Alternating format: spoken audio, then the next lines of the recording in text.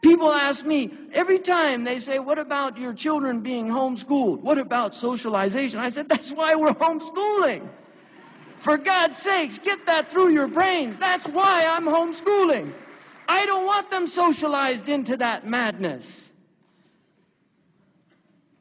It amazes me, that question always comes. What about, so every single person I've ever said, that's it.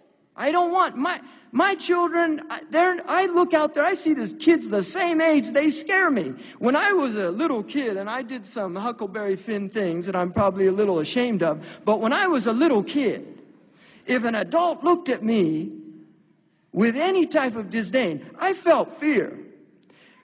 I'll tell you something, I feel fear looking at these 8-year-olds. I really do. And one of them broke a bottle in front of my house, and I went outside and I said to him, hey, excuse me, what are you doing? He said, what's it to you, man? This kid was 10 years old. If I had said that when I was 10 years old in Mill Valley, California, that man would have taken off his belt and whipped me, and my mother would have thanked him for doing that. It wasn't called child abuse in those days. Al Capone, one of the worst criminals in the history of America, according to the history books, was thrown out of school when he was 12 years old for punching a teacher in the mouth. Al Capone, he didn't bring a knife to school and knife his teacher. He didn't shoot him. He punched him in the mouth, and he was the worst kid on the block. Al Capone went on to have an extraordinary career in crime. But he was a clever fellow. People don't realize that Al Capone probably did more for the people of Chicago than most of the multinational corporations that are centered in Chicago. He opened up soup kitchens and fed poor people that didn't. They loved him, Al Capone. You know why they got angry at him? Poor old Al, right? You know why they got angry at him? They loved Al. They really did. You can read the history. Al Capone at his trial, when they mentioned that he actually wore, they had somebody up there who made his underwear. Homemade underwear. Al Capone was a rich guy. He wore homemade clothes. That's what rich people do. They don't, you think rich people are buying that stuff at the Gap? Rich people they pay somebody to make their own clothes. They eat organic produce, right? Really, they do. They eat from homemade bowls. They don't buy mass-produced stuff. You can make your own bowls. Rich people, they're too busy ruining the world to make their own bowls, so they pay other people to make their own bowls. But the point is, they don't eat from mass-produced things. The wealthiest people don't. They really don't. Al Capone, when it was mentioned that he wore silk underwear, blushed. That's what the reporter said. In other words, the man had some shame in his heart. We didn't even see Clinton blush. The President of the United States, when he lied to the American people, didn't even blush. Al Capone blushed because his underwear was mentioned.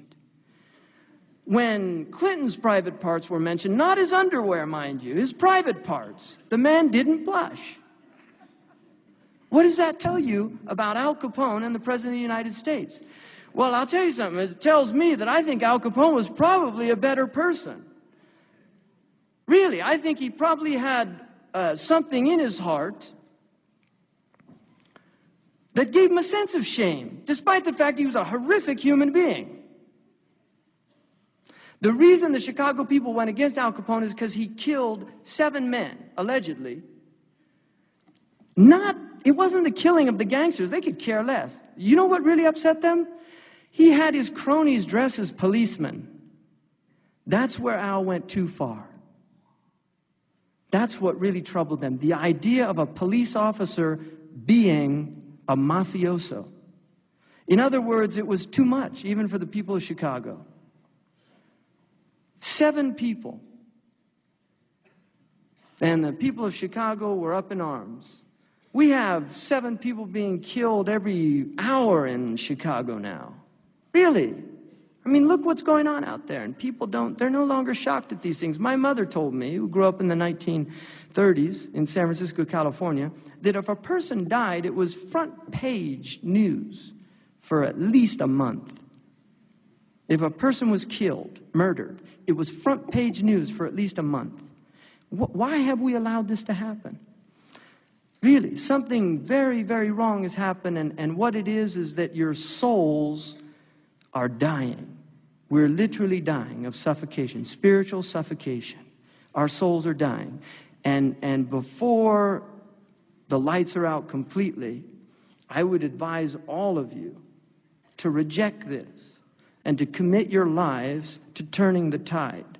Because the danger of people that can see things another way and have the courage and the motivation to set out to change those is that very often they succeed. That's why those people are dangerous. People that can see things the way they should be